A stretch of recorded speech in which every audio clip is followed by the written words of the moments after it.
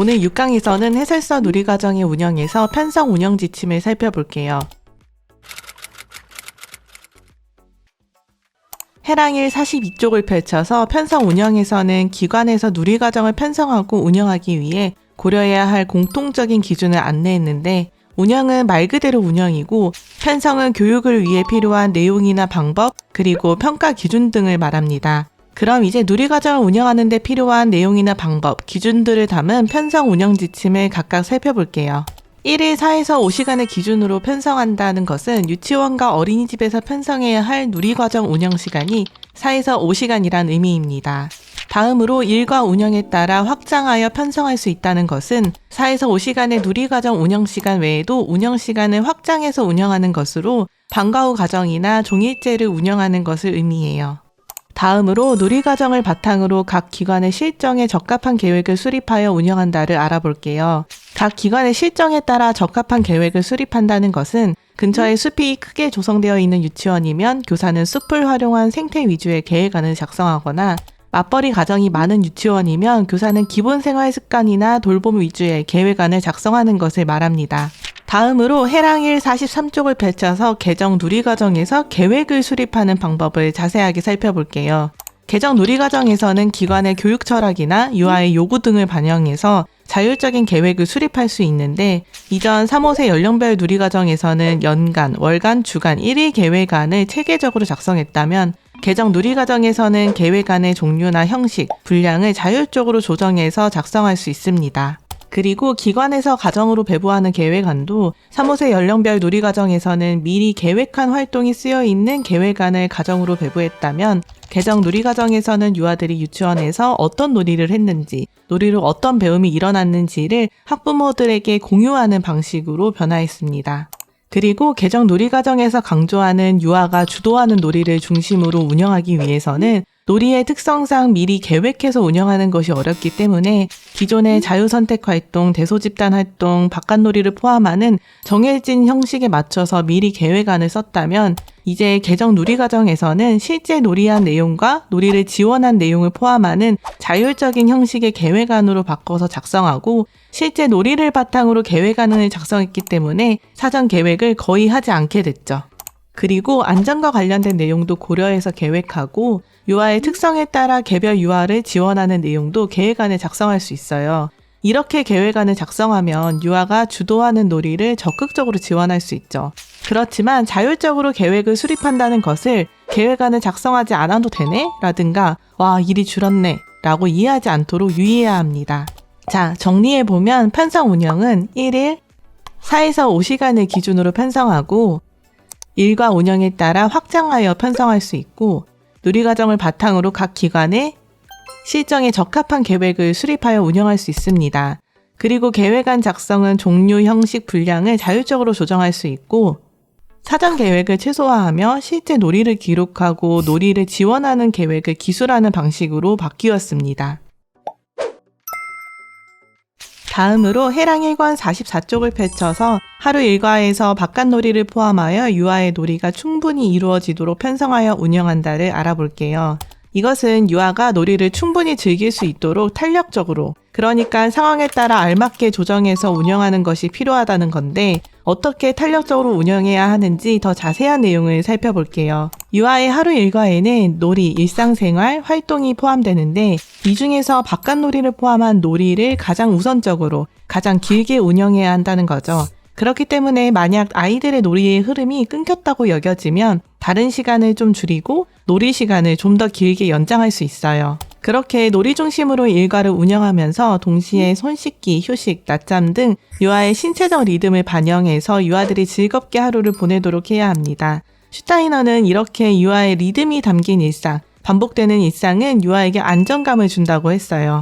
따라서 교사는 이전처럼 미리 계획한 활동을 모두 해야 한다거나 정해진 순서대로 차례대로 일과를 운영해야 한다는 생각에서 벗어나서 유아가 주도하는 놀이의 흐름을 따라가면서 탄력적으로 일과를 운영해 나가야 하는데, 이때 활동을 아예 안 하는 게 아니라 유아의 놀이를 관찰하고 유아의 놀이를 확장할 수 있는 이야기 나누기나 동화 읽기 같은 활동을 연결시키는 것이죠. 다음으로 2시간 이상의 충분한 놀이 시간 운영을 살펴볼 건데, 2시간 이상 이렇게 시간은 무조건 암기하시고 충분한 놀이 시간을 확보하면서 날씨나 계절, 유아의 관심사를 고려해서 운영해야 하는데 이를테면 바깥놀이의 경우에 이렇게 비가 오는 날에는 비가 오는 유치원 주변을 산책할 수도 있고 실내 놀이실에서 활동할 수도 있고 또 다음 날에 바깥놀이를 길게 편성할 수도 있어요.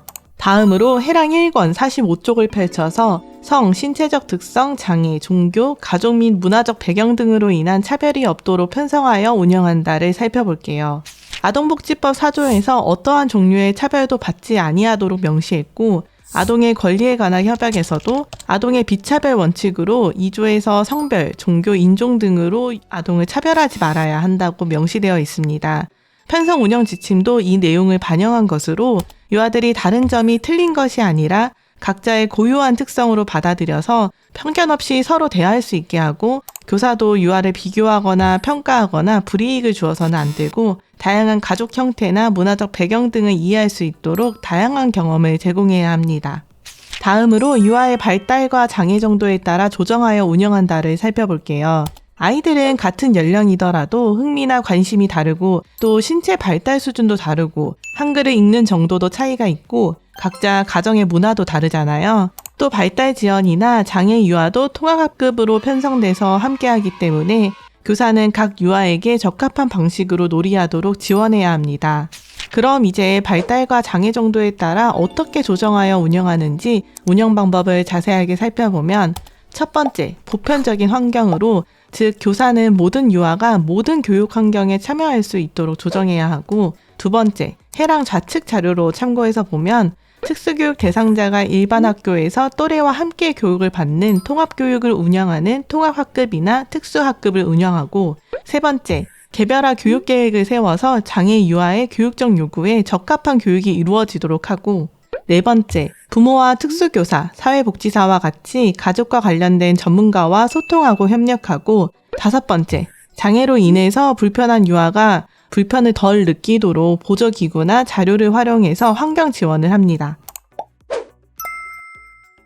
다음으로 해랑 1권 46쪽을 펼쳐서 가정과 지역사회와의 협력과 참여에 기반하여 운영한다를 알아볼게요. 브롬펜 브레너는 유아가 친구, 유치원, 가족뿐만 아니라 지역사회, 이웃, 그리고 더 크게는 대중매체나 문화에 영향을 받는다고 했는데요. 그중 유아의 가장 가까이에 있는 가정이나 유치원, 지역사회는 서로 밀접하게 영향을 미치면서 동시에 교육과정의 주체이기 때문에 서로 협력하는 것이 굉장히 중요합니다. 먼저 부모는 아이가 놀이하면서 배운다는 것을 이해하고 유아의 놀이를 지원해야 하는데 이를 위해서 유치원에서는 부모 참여나 간담회, 워크숍을 열어서 부모가 역할을 이해할 수 있도록 해야 합니다. 그리고 지역사회는 유아에게 다양한 경험을 제공할 수 있는 장소로 지역사회에 있는 미술관을 방문해서 미술 관람을 해보는 것처럼 유아의 경험을 확장하는 기회를 많이 만들어 볼 수 있어요. 다음으로 교사 연수를 통해 누리과정의 운영이 개선되도록 한다를 살펴볼게요. 개정 누리과정에서는 유아의 놀이를 지원해주는 교사의 역할을 강조하잖아요. 그런데 계획적인 수업을 진행하던 교사가 놀이 중심으로 누리과정을 운영하기 위해서는 교사 연수가 필수적이에요. 교사는 시도교육청이나 유아교육진흥원의 교사 연수에 참여하고 배움 공동체나 소모임에도 참여해서 지속적으로 누리과정 운영을 개선해 나가야 합니다. 자, 정리해보면 편성 운영 4번에서 8번은 하루 일과에서 바깥놀이를 포함하여 유아의 놀이가 충분히 이루어지도록 편성하여 운영하는데 융통성 있게 하루 일과를 운영하고 2시간 이상의 충분한 놀이 시간을 운영해야 합니다.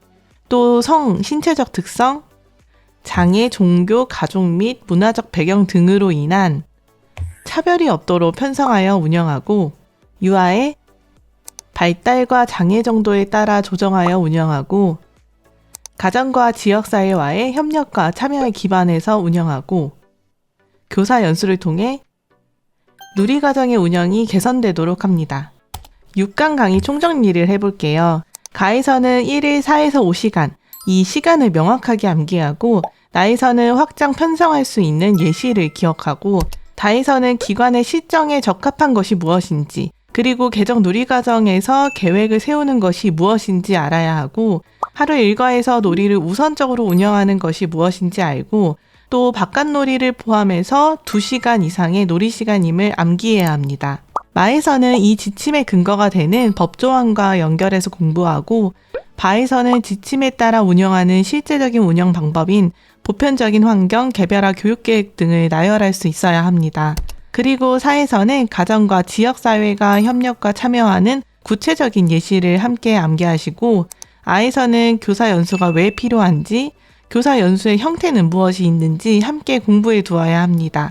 자, 이제 이론 공부는 끝났고 먼저 해랑 1권 46쪽에 있는 2019 학년도 기출문제를 풀어보겠습니다. 박물관의 관장님을 모시고 강연회를 개최하는 것에 해당하는 지역사회 연계 활동 명칭을 묻는 문제였습니다.